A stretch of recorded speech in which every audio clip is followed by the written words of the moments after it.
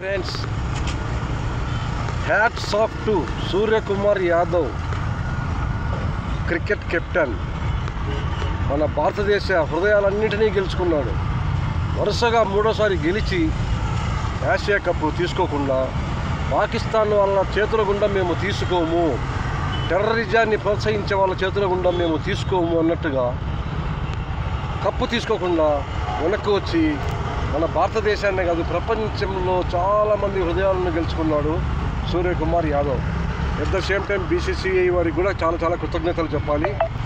చాలా సంతోషంగా ఉందండి. ఎందుకంటే మన భారతదేశ ప్రతిష్టను ఇనుమడింపజేస్తున్నారు చాలామంది.